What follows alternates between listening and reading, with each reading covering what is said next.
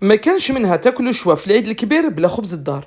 السلام عليكم ومرحبا بكم، معكم الشيف صلاح الباتني. اليوم ان شاء الله راح نشارك معكم خبز الدار بمقادير مضبوطه فقط بالسميد، يجي خفيف ريشه وطالع ما شاء الله. صدقوني تاكلوه مع شويه تاعكم سواء تاع الجمر ولا تاع المقله، يجي ضربه في البنه. خليكم عروسه. اول حاجه عندي 3 كيلات نتاع سميد يكون رطب عادي.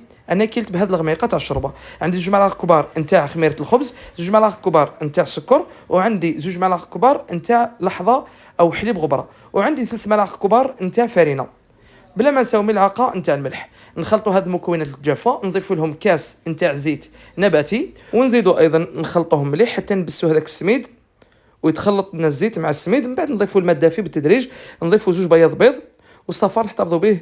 من بعد في الاخير ندهنوا به الوجه تاع الخبز تاعنا. نكملوا نضيفوا الماء الدافي بالتدريج حتى نتصلوا العجينه اللي تكون طريه. ندلكوها حوالي 5 دقائق حتى ل 10 دقائق في البيترا. تقدروا ديروها غير بيديكم.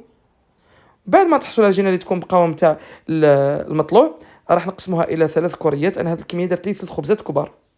ندهنوا لي بلاطو تاعنا، نحطوا فيهم الخبز. انا في البدايه راني ما خليتوش طلع، لانه اصلا كي عجنته في هذاك البيترا طلع في البيترا هو يتعجن.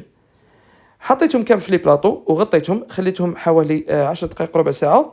بما انه سخون الحال ليه ضعف الحجم تاعهم، نقرصهم نزيد نغطيهم نخليهم 10 دقائق، ومن بعد ندهن لهم على الوجه صفار البيض، درت له شويه تاع الحليب، ونشكلهم بالطريقه التقليديه. درت لهم ايضا شويه نتاع السينوج على الوجه، ومن بعد فوتهم للفرن. الفرن نكون شعلناه مسبقا على 180 درجه، نشعلهم من تحت ومن بعد نزيد نشعلها من الفوق تاخذ لون ذهبي، ونخليهم يعني جوست كي نطفيو عليه نخليوه يبرد، ومن بعد باش نقسموه وشوفوا لي النتيجه والخفه. صدقوني جا من اروع ما يكون، لازم تجربوه. وكما قلت لكم طريقه راهي الطريقه تاع زمان، ما في حتى خدمه واحده اخرى، ويجي ناجح ما شاء الله. اذا وصلنا لنهايه هذا الفيديو، شهدتكم بالصحه، الله في ربحكم، السلام عليكم.